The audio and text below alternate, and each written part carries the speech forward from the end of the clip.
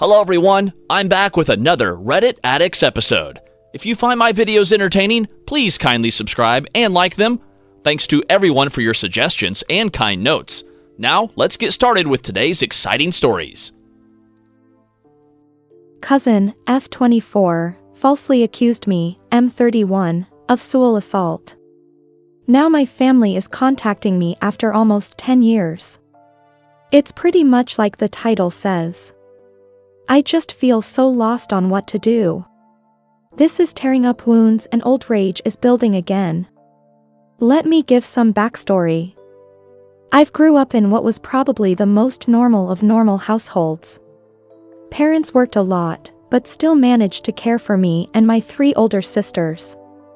We were never super close as a family, but never had any issues either.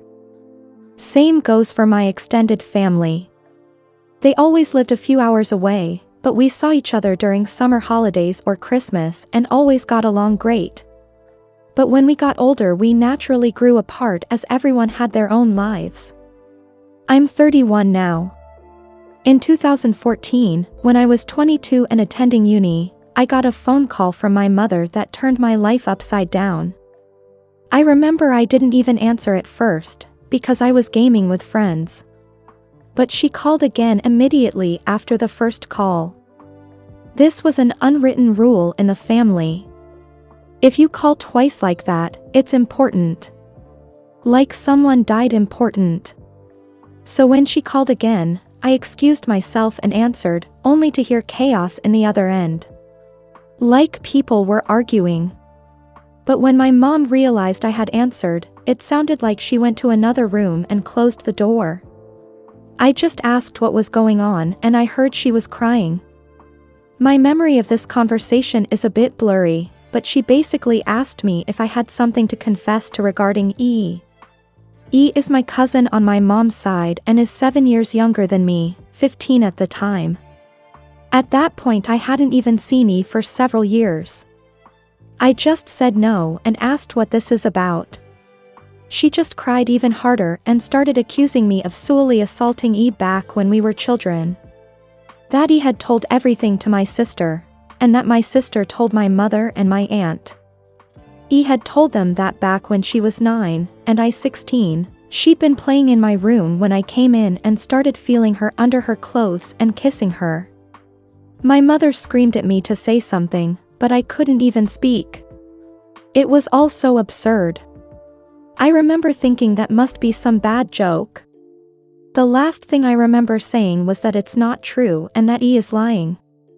But then my mom goes on saying that how E gave such a detailed description of where and how. Then she kept asking something like, "Did you do this? Did you do this?" And I just screamed back at her, "No," each time. It all ended with my mom putting me on speaker and both my mom and dad saying that they don't want anything to do with me, and never to contact them again. 2 of my sisters texted me later that day, pretty much saying that I'm disgusting, and then blocked me. I know it's weird, but after that call I went to have a long shower. To this day I still don't know why I did that. After calming down, I started calling and texting everyone, even E. No one answered and the ones who hadn't blocked my number by then quickly did so. The only thing I heard back was from my father, who texted me to stop contacting them and that they need to heal.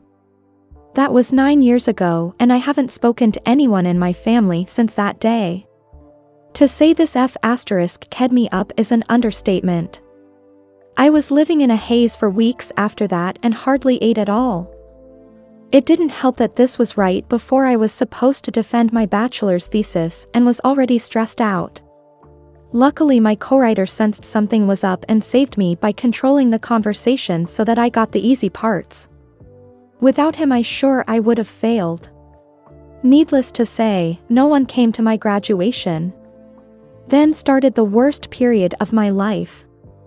I spent the first year expecting the cops to knock on my door and arresting me for sexual abuse. I didn't land any jobs, just living off my saved money. I drank a lot and did oxy. I also grew resentful and violent.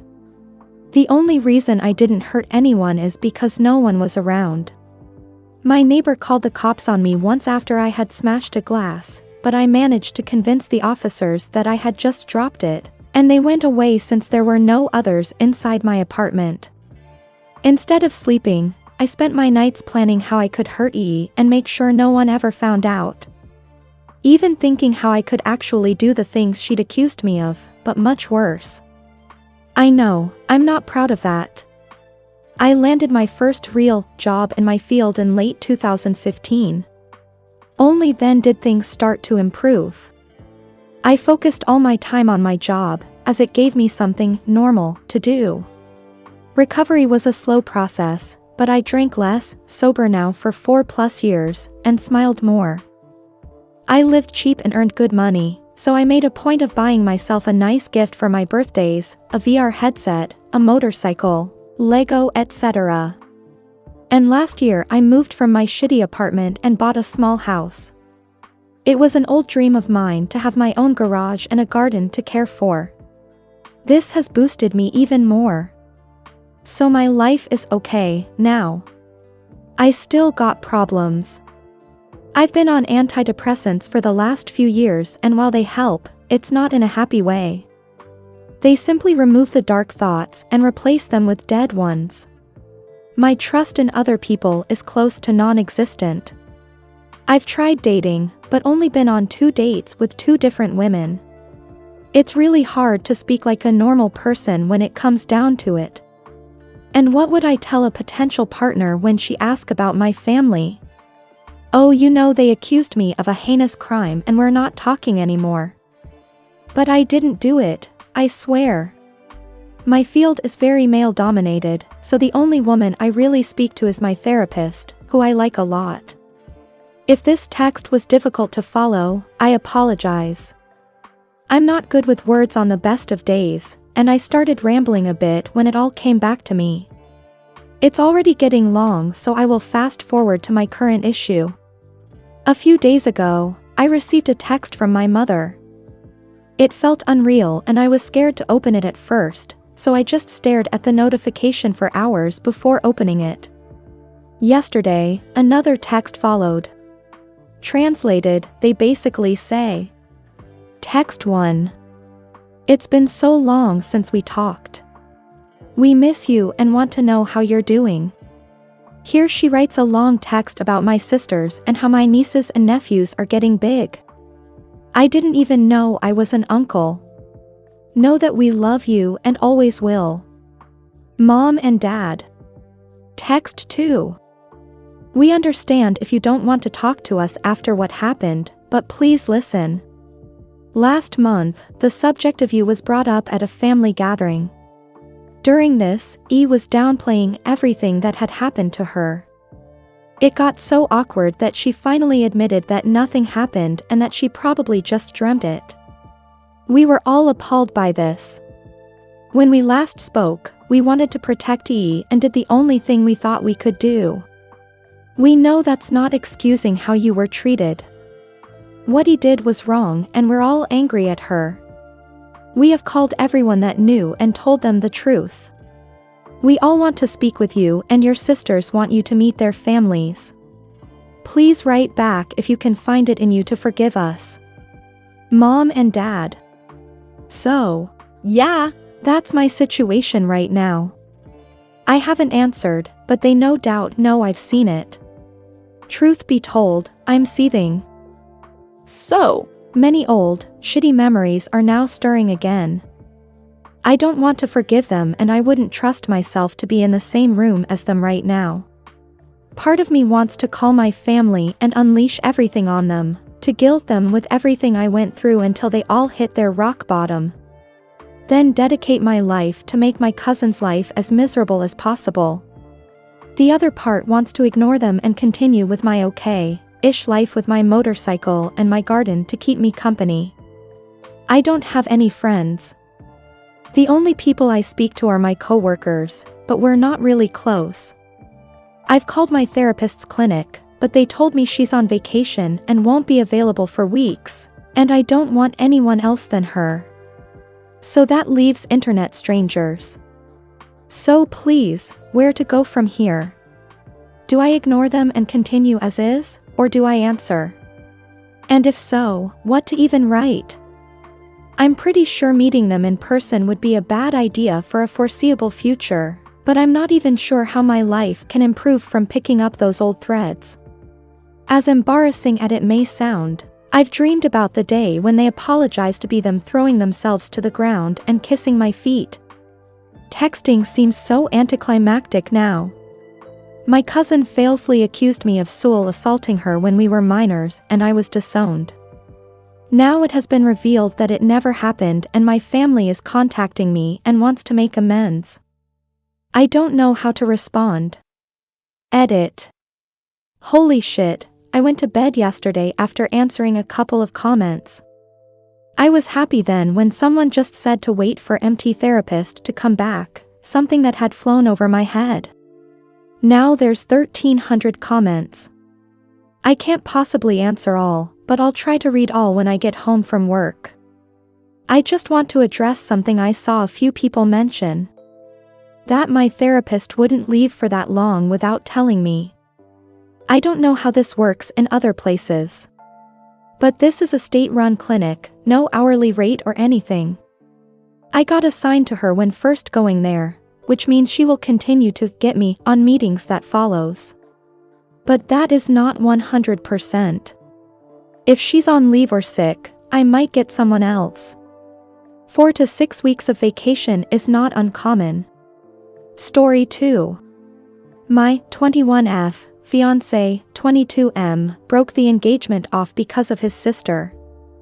This is my first post, so I will do my best to explain the situation. I'm not sure if this will get any replies, but I need advice. My now ex-fiancé broke the engagement off because his sister told him a lie about me. Let's call him J and her S. So this all started June 17th. Jay and I were driving his sister around because she had recently totaled her truck. Once we dropped her off at home, Jay informed me that his sister told him I don't want kids. I have never discussed kids with S before. When we first started dating, I told him how important it was for me to have kids, and we have always been on the same page about it. We have been together 3 years. We had a solid relationship and were always able to talk things out in a healthy way.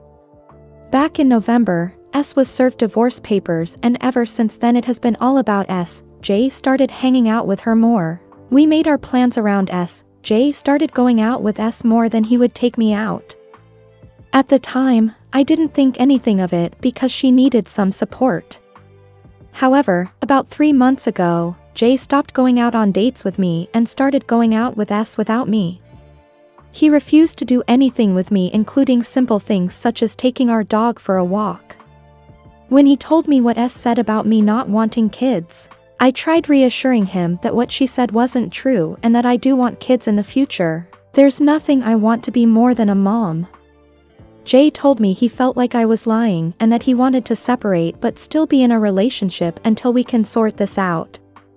So I guess we are just dating at this point, and we started couples therapy. We have been living separate for about a week now. I start all the conversations. Jay hasn't reached out to me once. Does anyone have any advice on what I should do? If more information is needed, I will provide, but that's the majority of it. There's a lot of little details about J and S relationship. I can add those if needed. We hope you enjoyed this story. Thanks for watching and hope to see you in the next video. And before you go, please be sure to subscribe for more.